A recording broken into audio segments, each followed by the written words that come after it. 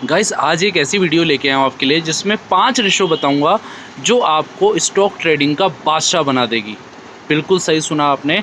अगर आपने इन 5 रेशोज़ को ढंग से फॉलो कर दिया तो आप सच में स्टॉक मार्केट के बादशाह बन जाओगे। तो कौन सा है वो स्टॉक रेशो, फटाफट से जानते हैं।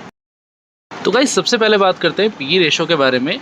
जैसे कि मैंने आपको पहले ही बताया कि अगर पी रेशो 15 से 25 के बीच में है तो शेयर वाजिब दाम पे है और ये शेयर के अंडर वैल्यूएशन होने का संकेत भी हो सकता है। फ्यूचर के अंदर जो भी बंदा स्टॉक मार्केट में इन्वेस्ट करता है तो सबसे पहले वो पी रेशो को ही देखता है। और मैं तो ये कहता हूँ कि जो सेम कंपटीटर हैं कंपनी के, उन सब का पी रेशो चेक करना चाहिए। अगर शेयर जो आप परचेज़ करना चाह रहे हैं, अगर उस शेयर का पी रेशो बाकी शेयर्स जो कि उसके कंपटीटर हैं उससे कम है तो ही आप उस स्टॉक के अंदर इन्वेस्ट कीजिए। क्योंकि अगर शेयर का पी रेशो ज़्यादा होगा, ओवर वैल्यूएशन पे होगा, तो शेयर काफ़ी रिस्की भी साबित हो सकता है।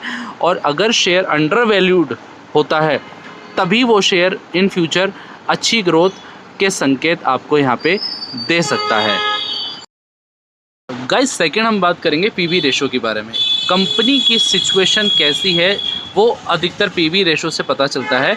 कंपनी का जो पीवी रेशो है वो 1:2 या 1:3 के बीच में होना चाहिए। जो बड़े इन्वेस्टर होते हैं ना, वो हमेशा प्राइस टू बुक वैल्यू यानी पीवी रेशो को ध्यान में ही रखते हैं।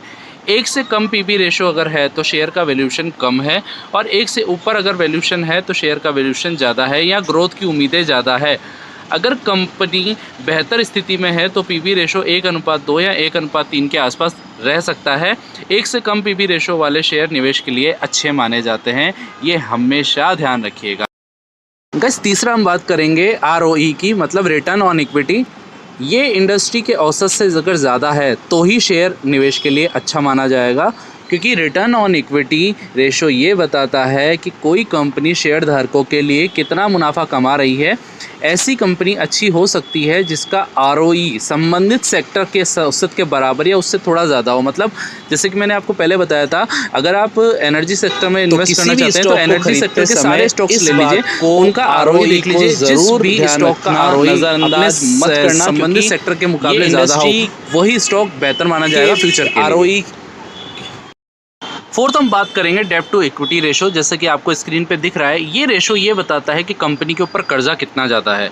ये अनुपात अगर ज़्यादा होगा तो शेयर ज़्यादा रिस्की हो सकता है, क्योंकि कंपनी की कुल जो डेट होती है उनकी तुलना उसके शेयरधारक इक्विटी से करता है। कंपनी की फंडिंग पर डेट प्रमोटर्स के निवेश का पता चलता है। ऊंचा अगर हाई डेब्ट है तो इसका मतलब है कंपनी ने ज़्यादा कर्जा लिया हुआ है, और अगर उसका डेब्ट टू इक्विटी रेशो कम है, इट मीन्स वो स्टॉक जो है वो फ्यूचर के लिए काफ़ी अच्छा बेहतर साबित हो सकता है। क्योंकि ज़्यादा अगर डेब्ट होगा तो कंपनी को उसको चुकाना भी पड़ेगा, जिसका कि उसके प्रॉफिट के ऊपर।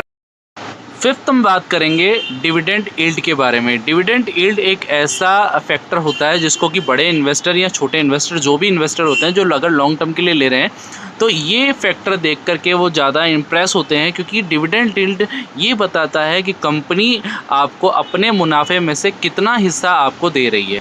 ठीक है, जितना ज़्यादा डिविडेंड यील्ड होगा उतना ज़्यादा इन्वेस्टर ज़्यादा इम्प्रेस होते हैं उस स्टॉक से लेकर।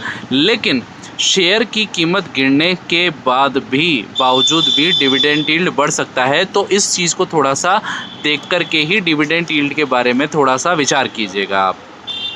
आई होप ये वीडियो आपको बहुत पसंद आई होगी। वीडियो को लाइक और चैनल को सब्सक्राइब करना मत भूलिएगा गाइस।